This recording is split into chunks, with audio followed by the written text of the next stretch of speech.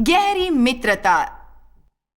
यूहन्ना 16 में पवित्र पुस्तक कहती है कि पवित्र आत्मा आकर आपको गहरी मित्रता में लाएगी परमपिता के साथ। यही गहरी मित्रता हमारी है परमपिता और उसके पुत्र के साथ, और यही बात हमारी पहचान है यीशु में विश्वासी होने की। परमेश्वर को जानते हैं और वो हमें जानते हैं। हम ब्रह्मांड के प्रभु के साथ अंतरंगता से जुड़े हुए हैं। वो दरअसल हमारे भीतर रहते हैं और हमें अपना घर बनाते हैं। आप भला इससे करीब और कितना जा सकते हैं? यह आश्चर्यजनक है। आप परमेश्वर के साथ समय छोड़ना नहीं चाहेंगे। भावना से जीना छोड़िए और उद्देश्य से जीना सीखिए। उद्देश्यपूर्ण व्यक्ति बनिए। प्रभु संग रहिए, प्रार्थना करें और योजना बनाएं। जो कर रहे हैं उन सबको देखिए। अगर वो फलित नहीं होता तो आपको उसे हटाना होगा। इससे कुछ लोग शायद नाराज हो, पर उन्हें समझाने मुझे परमेश्वर के साथ सही वक्त नहीं मिलता। मेरे लिए वो जरूरी है। मैं कोई आत्मिक रूप से स्वस्थ व्यक्ति नहीं बनना चाहती। मैं एक बेहतर दोस्त बनना चाहूंगी, पहले से बढ़िया व्यक्ति। अब अपने जीवन में परमेश्वर को पहले लाकर सब कुछ ठीक कर सकूं, और वैसा करने के लिए इनमें से कुछ चीजों को जाना होगा। मैं आपको नाराज नहीं करूंगी। आमीन। सभी लोग पहाड़ की चोटी पर नहीं पहुंच पाएंगे, पर चाहती हूं आप पहुंचे। मैं तो चाहती हूं। अब मैंने कहा पिछली रात परमेश्वर संग समय और सच्चाई है। मेरी राय में वही वो कीमत है जो परमेश्वर की अंतरंगता के लिए भरेंगे। पर एक चीज जिसके लिए आपको प्रोत्साहित करूंगी कि परमेश्वर संग समय में उसके प्रेम में डूबना सीखें। मैं आपको कुछ बताना चाहूंगी। प्रभु का प्रेम हमारी घायल आत्मा को चंगा करता है। यही हमें आत्मविश्वास देता है, यही हमें साहस देता है, जानते हुए कि हमसे सटीक प्रेम किया है एक सटीक शक्तिशाली प्रभु ने। ऐसा बदला जैसा कोई बदल नहीं सकता। दुनिया में हर किसी को क्या चाहिए? प्रेम की अपेक्षा और प्रशंसा और मान्यता। परमेश्वर उससे ज्यादा तुम्हें प्रेम नहीं करेंगे जितना वो आपसे इस वक्त करते हैं। तुमसे वो प्रेम नहीं करते क्योंकि तुमने कुछ सही किया है, लेकिन अगर आप मान जाएं कि वो आपसे कितना प्रेम करते हैं, आप अपनी कल्पना से बढ़कर ज्यादा नहीं कर पाएंगे, क्योंकि आप परमेश्वर के प्रेम को सकारात्मक प्रतिक्रिया देंगे। हम डर से प्रतिक्रिया नहीं करेंगे। मुझे डर है कि मैंने वैसा नहीं किया तो परमेश्वर मुझसे प्रेम नहीं करेंगे। नहीं, परमेश्वर मुझे चाहते हैं। वो मुझसे इसलिए प्रेम नहीं करते मैंने ये किया या नहीं किया। परमेश्वर खुद की सहायता नहीं करते। वो प्रेम है और मैं आपको वचन के बाद वचन अनुसार कुछ सिखाऊंगी। हम भले ही इसलिए परमेश्वर से प्यार नहीं करते, वो प्रेम करते हैं क्योंकि वो अच्छे हैं। तो चलिए रोमियो 8 पर चलें। प्रभु हमें कितना प्रेम करते हैं इसके बारे में सोचने में समय बिताने से मेरी लड़ाई में जीत दिलाने में मदद कैसे मिली जॉयस? खैर, क्योंकि इससे शैतान आपसे डरेगा। उसे असुरक्षा पसंद आती है, आत्मविश्वास की कसर, वो डर, सब कायरता उसे पसंद है। वो उसी कबाड़ का भूखा है। परमेश्वर के प्रेम से सब परिचित होते हैं, तब प्रार्थना में साहस बढ़ जाता है। रोमियो 8:35। कौन हमको मसीह के प्रेम से अलग करेगा? क्या क्लेश या संकट या उपद्रव या अकाल या नंगाई? आपकी जिंदगी में जब व्यक्तिगत समस्याएं आए, जब आपकी जिंदगी में त्रासदी भरी चीजें होने लगे जो कि अनुचित लगती हैं, पर कभी मत कहें खैर प्रभु मुझसे प्रेम नहीं करते। संकेत नहीं है हमारी मुसीबतें प्रभु के प्रेम में कसर का। आप कहेंगे खैर ये क्या है? खैर ये एक दूसरा संदेश है, हम उसे आज नहीं करने वाले। पर जब मुझे अचानक 22 साल पहले पता चला कि मुझे स्तन का कैंसर है, परमेश्वर ने एक बात अपने मुंह में रखने को कही। जब मैं ऑपरेशन का इंतजार करना चाहती थी शरीर में कहीं और भी, और आप बस सोचने में लगे हैं कि प्रभु जानती हूं कि आप प्रेम करते हैं, आप प्रेम करते हैं। भरोसा करती हूं प्रभु, मुझे विश्वास है आप मुझे जिताएंगे। मुझे चाहते हैं प्रभु, मुझे चाहते हैं प्रभु। आपने क्लेश की वजह से परमेश्वर के प्रेम से अलग नहीं होना है। परमेश्वर के प्रेम से अपनी मुसीबत की वजह से अलग ना हो। अपनी जिंदगी में किसी और वजह से आपसे प्रेम है, ये जानकारी होनी चाहिए। सटीक प्रेम, सटीक प्रेम। यूहन्ना 15। खैर नहीं, पहले इसे खत्म करें। कौन हमको मसीह के प्रेम से अलग करेगा? क्या क्लेश या संकट या उपद्रव या अकाल या नंगा या जोखिम या तलवार? जैसा लिखा है, तेरे लिए हम दिन भर घात किए जाते हैं, हम वध किए जाने वाली भेड़ों के समान गिने गए हैं। मुझे ये पसंद है क्योंकि वो देखने वालों को कहता है, तुम इस विजयी मसीह धर्मी की तरह नहीं लगे, जिसका परमेश्वर से गहरा संबंध है। जब वो आपकी समस्या में देखते हैं तब आप वध किए जाने वाली भेड़ की तरह लगते हैं। पर असली वचन कहता है, परंतु इन सब बातों में हम उसके द्वारा जयवंत से भी बढ़कर हैं। मसीह के जरिए कौन क्या प्रेम किया है। मुसीबत की कसर तुमको जयवंत नहीं बनाती। जो बात आपको जयवंत से बढ़कर बनाती है, चाहे कुछ भी हो जाए, आपसे हमेशा प्रेम किया जाएगा, सटीकता से, सटीक प्रभु से, सटीक प्रभु से। आपके भयानक बिगड़े हुए दिन में भी परमेश्वर फिर भी आपको चाहते हैं, भले ही आपकी वो पिटाई करना चाहते हैं। आप अपने बच्चे को प्रेम करना नहीं छोड़ते। यूहन्ना 13:23, हम इसे एक के बाद एक करके लगाएंगे। मैं चाहती हूं कि तुम देखो। उसका एक चेला जिससे यीशु प्रेम करते थे पर ये हो यूहन्ना की पुस्तक है, यूहन्ना ने इसे लिखा है। खुद के बारे में कहते हैं उसके हर एक वचन में, क्योंकि ये पुस्तक उन्होंने ही लिखी है। उसके चेले में से एक जिससे यीशु प्रेम रखता था, जिसका वो आदर करता और प्रसन्न था, यीशु की छाती की ओर झुका उठा बैठा था। जानती हूं पतरस, क्या अब मुझे बख्श दो, तुम उठ क्यों नहीं जाते? अभी हमें बहुत कुछ करना है। उसके चेलों में से एक जिससे यीशु प्रेम रखता था, यूहन्ना 19:26। तो यीशु अपनी मां को देखकर जिससे प्रेम रखता था, वो चेला नजदीक खड़ा था। मतलब वो ऐसे कर रहा था जैसे अकेले उसे ही प्रेम करते हैं। और वो चेला जिसे यीशु प्रेम करते थे। जानते हैं क्या, मैं जानती हूं कि परमेश्वर सबको समान रूप से प्रेम करते हैं, पर यह भी मेरा विश्वास है कि मैं उसकी आंखों का तारा हूं, मैं उससे प्रसन्न हूं, वो मुझसे प्रसन्न है और वो सभी से वही बातें करते हैं। आप परमेश्वर की आंखों का तारा है। मतलब जब परमेश्वर खरीदारी करने चलते हैं तो आपको ही चुनते हैं, वो सटीक वाला। मुझे वो पसंद है जिसमें वो हमें बताते हैं आंख की पुतली की तरह। कुछ भी आंख की तरह लपकता है तो क्या होता है, अचानक इसे प्रतिक्रिया कहें, वो पुतली बचाने के लिए बंद हो जाती हैं। परमेश्वर हमें वैसे बचाते हैं, पुतली की तरह। मैंने उसे अच्छी तरह नहीं समझाया आपको। यूहन्ना 20:2, तब वो दौड़ी और शमौन पतरस और उस दूसरे चेले के पास जिससे यीशु प्रेम करता था आकर कहा, जानते हैं और मुझ में साहस है, पर मैं ऐसी किताब लिखने के बारे में सोचती भी नहीं। बस कल्पना कीजिए मेरी किताब शुरू होगी और वो चेला मैं हूं जिसे यीशु प्रेम करते हैं, और जब तक आप मेरी किताब 4 या 5 बार पढ़ेंगे तो उसे फेंक देंगे। आप खुद को क्या समझते हैं? पर किसी तरह यूहन्ना का एक बच्चे जैसा अंतरंग खूबसूरत संबंध परमेश्वर से था, जिसके लिए वो बिल्कुल शर्मिंदा नहीं था। छोड़ो भी दोस्तों, आपको शर्मिंदा नहीं होना है परमेश्वर से अंतरंग होने पर। इससे आपकी कल्पनाएं ज्यादा मर्दानगी दिखाएंगी। आपको असली मर्द होना है। फिर परमेश्वर के साथ अंतरंग, करीबी व्यक्तिगत संबंध बनाइए। एक और, यूहन्ना 21:20, पतरस ने मुड़कर उस चेले के पीछे आते देखा जिससे यीशु प्रेम रखता था। ये तो बहुत मजाकिया कहानी है अगर आप इसके आगे पढ़ेंगे। चलिए इसे पढ़ते हैं। पतरस ने मुड़कर उस चेले को पीछे आते देखा जिससे यीशु प्रेम रखता था और जिसने भोजन के समय उसकी छाती की ओर झुककर पूछा था, हे प्रभु, तेरा पकड़ने वाला कौन है?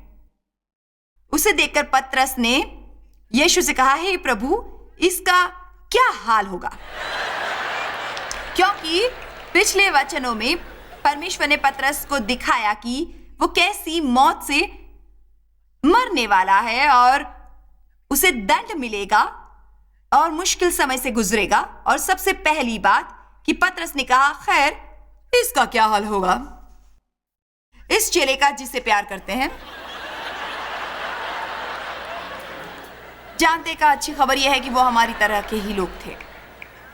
वो सभी चेले हमारी तरह लोग थे, सटीक लोग नहीं थे, बस लोग। अब हमें देखना है इफिसियों 3,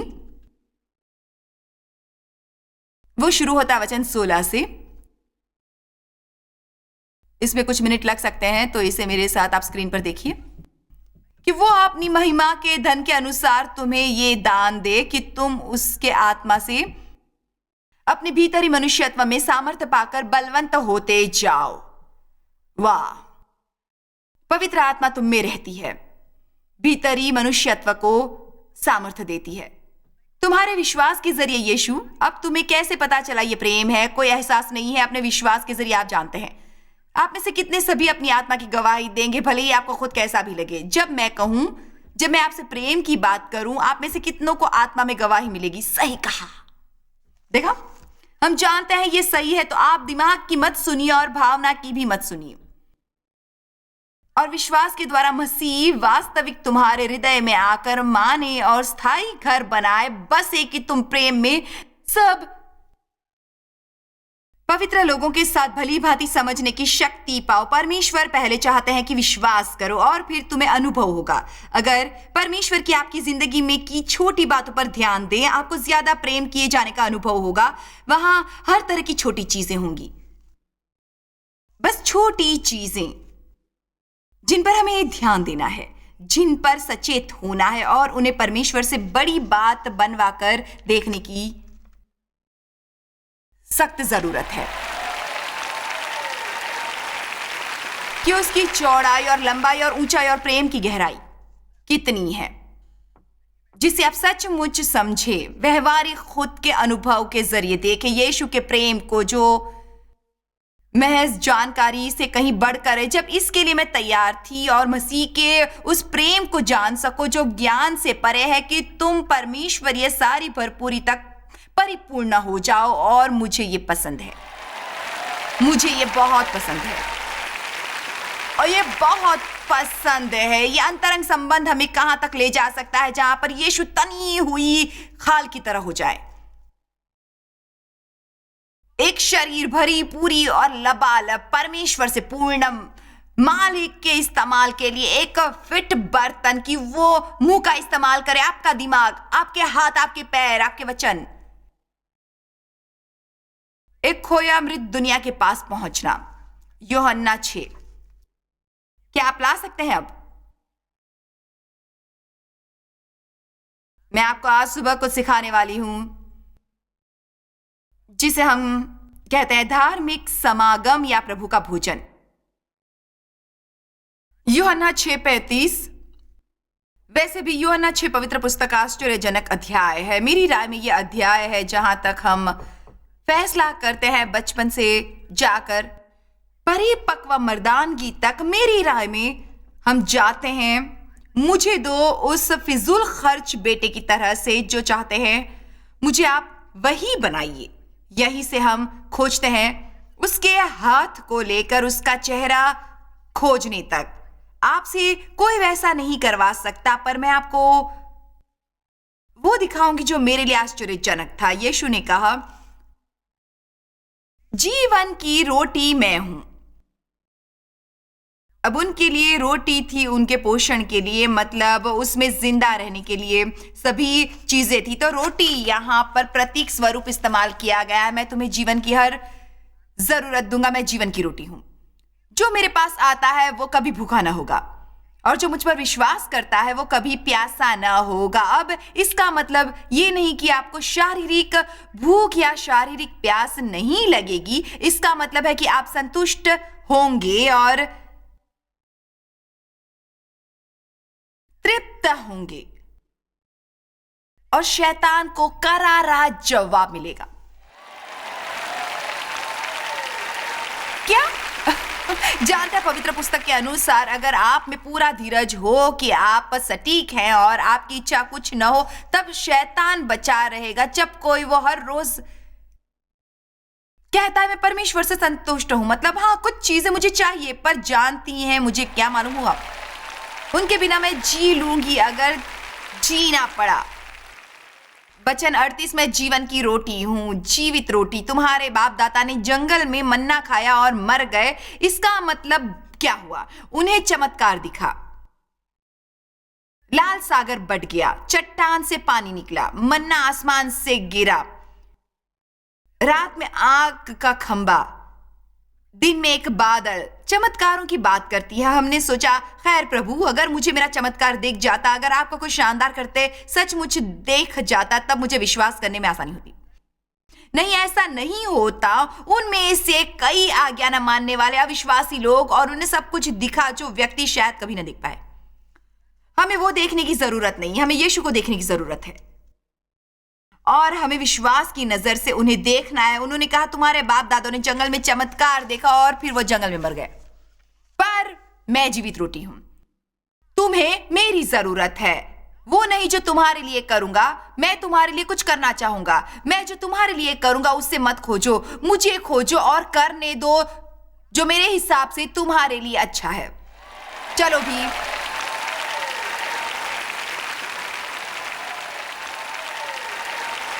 वचन 51, जीवन की रोटी जो स्वर्ग से उतरती है मैं हूं। यदि कोई इस रोटी में से खाए तो सर्वदा जीवित रहेगा, और जो रोटी मैं जगत के जीवन के लिए दूंगा वो मेरा मांस है। इस पर यहूदी ये कहकर आपस में झगड़ने लगे, ये मनुष्य कैसे हमें अपना मांस खाने को दे सकता है। यहां पर सुनिए 54, जो मेरा मांस खाता है और मेरा लहू पीता है अनंत जीवन उसी का है, और मैं उसे अंतिम दिन फिर जिला उठूंगा। जानते शुरुआती मसीह धर्मी इन वचनों के कारण मनुष्य भक्षी समझे गए थे। उन्हें समझ ही नहीं आया। अगर आप इसे आत्मिक रूप से नहीं देखेंगे तो यह बेतुका लगेगा, पर यीशु ने हमें देह दिया और उसे जीवन की रोटी कहा। उन्होंने अपना लहू दिया और उसे हमारे जीवन का पेय कहा, और उसने कहा ऐसा हमेशा मेरी याद में कहो। पर हम जब पाते हैं परमेश्वर का भोजन, तब ये कोई रस्म नहीं होती, ये कुछ ऐसा नहीं है जो व्यर्थ हो। हाँ, उनके आने तक उनके मरण को याद रखेंगे। हम अपने पापों की क्षमा मांगते हैं, हम अपने शरीर की चंगाई मांगते हैं, हम खुद को जांच रहे हैं कि हमारे भीतर कुछ ऐसा तो नहीं जिसे बाहर लाना है, जिसे बाहर लाया गया है। पर मेरा विश्वास है कि उसका अर्थ उससे कहीं ज्यादा है। हम 1 मिनट में उसे देखेंगे। वचन 57, जैसा जीवते पिता ने मुझे भेजा और मैं पिता के जरिए की वजह कारण जीवित हूं, वैसा ही वो भी मुझे खाएगा। जो भी मुझे भोजन की तरह लेगा उसका पोषण मैं करूंगा। ध्यान दीजिए, उसने एक बार भी ये नहीं कहा मैं तुम्हारे लिए जो करूंगा उसमें पोषण होगा, मैं तुम्हें खाना दूंगा। मैं चाहती हूं कि मैं जो कह रही हूं उसे आप अच्छी तरह समझ लें। ऐसा नहीं कि परमेश्वर आपके लिए कुछ करना नहीं चाहते, वो आपकी हर जरूरत को जानते हैं जिन्हें वो पूरी करेगा। प्रभु का आपसे प्रेम है, पर हम पैर पर गोली चलाते हैं। अगर मैं कहूं क्योंकि हम उसे नहीं खोजते, हम वस्तुओं को खोजते हैं, अगर देने वाले को खोजें, लेकिन अगर हम बस खोजें, जानते हैं मैं क्या कहना चाहूंगी, हम परमेश्वर का नजराना खोजते हैं, नजराना। और हमें परमेश्वर की उपस्थिति खोजनी चाहिए, उपस्थिति। वचन 58, जो रोटी स्वर्ग से उतरी यही है, उस रोटी के समान नहीं जिसे बाप दादों ने खाया और मर गए। जो कोई ये रोटी खाएगा वो सर्वदा जीवित रहेगा। वचन 60, उसके चेलों में से बहुतों ने यह सुनकर कहा यह कठोर और कठिन और अजीब बात है, बुरा लगने वाला असहनीय संदेश, इसे कौन सुन सकता है? ऐसी बातें सुनने की अपेक्षा किसने की होगी? तो अगर मैं आज आपसे कहूं, क्या परमेश्वर को उतना ही चाहेंगे अपने पूरे हृदय से? क्या आप जीवन के हर दिन उनकी सेवा करेंगे, आपका पूरा जीवन देंगे? अगर जो चाहते हैं वो आपको ना दे, आप सही हैं।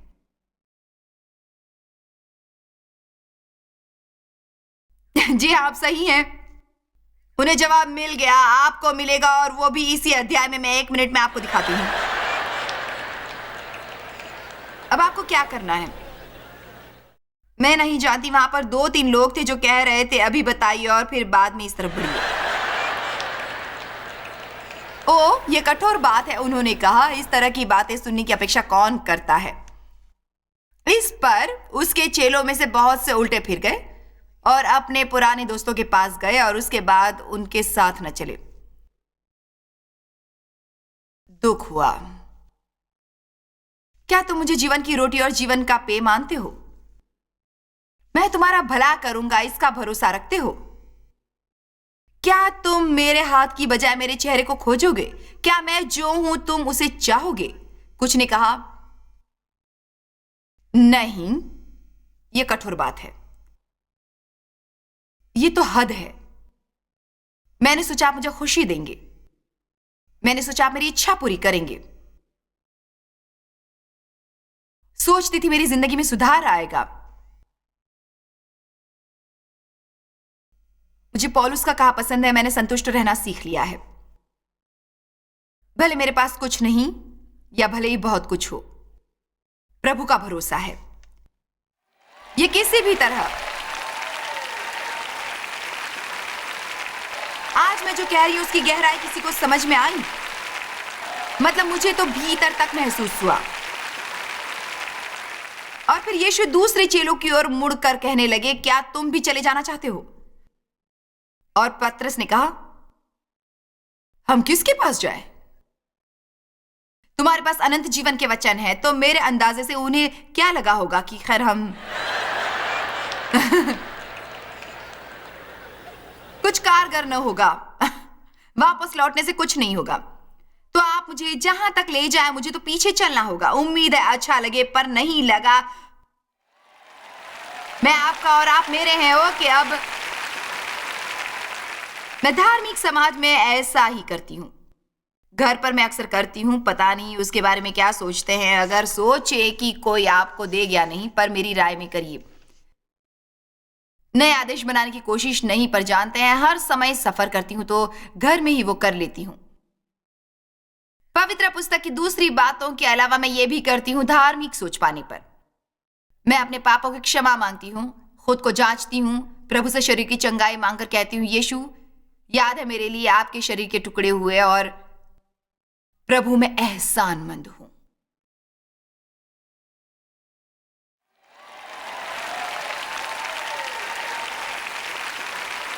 इतनी एहसानमंद जो आपने मेरे लिए किया है। और जब मैं ये लेती हूं आज आपका शरीर, मैं आपको लूंगी मेरे जीवन की रोटी की तरह। मैं कई चीजों के बिना जी लूंगी, पर आपके बिना नहीं जी सकती, बिल्कुल भी नहीं।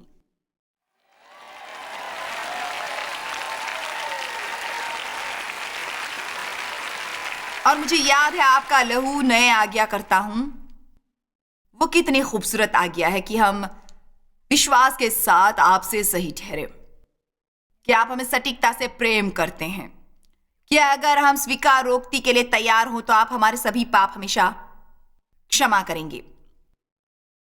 एक आज्ञा, एक मजबूत सम्मति जिसे कोई तोड़ नहीं सकता, आपके अनमोल लहू से बंद किया गया, जिसे आज मैं जी रही हूं, जैसे कि आपको पी और खा रही हूं। मैं पूरी तरह से और पूर्ण संतुष्ट रहूंगी हमेशा के लिए।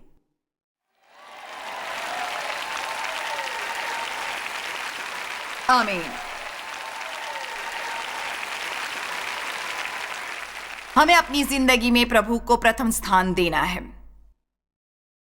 अगर हम चाहते हैं कि हमें क्षमा मिले तो हमें दूसरों को क्षमा करना है। हम बस ये सोच कर नहीं कर सकते, हमें इसमें कदम बढ़ाना होगा और प्रभु से साथ मांगना होगा। अगर हम मांगेंगे तो हमें जरूर मिलेगा, और नहीं मांगेंगे तो हम कभी वो नहीं पा सकते जो प्रभु हमें देना चाहता है। इसीलिए हमें मांगना है, मांगना है, मांगना है, और मांगते ही रहना है। आमीन। मुझे यकीन है आप लोग कहेंगे कि हम परमेश्वर को पहला स्थान देना चाहेंगे, लेकिन आप ऐसा कुछ काम कर रहे हैं जो रुकावट बन रही है। हम सभी ये करते हैं। पता लगाइए परमेश्वर को पहला स्थान देने में क्या रुकावट बन रहा है और अहम चीजों को पहला स्थान देना सीख लीजिए। परमेश्वर की महिमा हो। आपका दिन शुभ हो।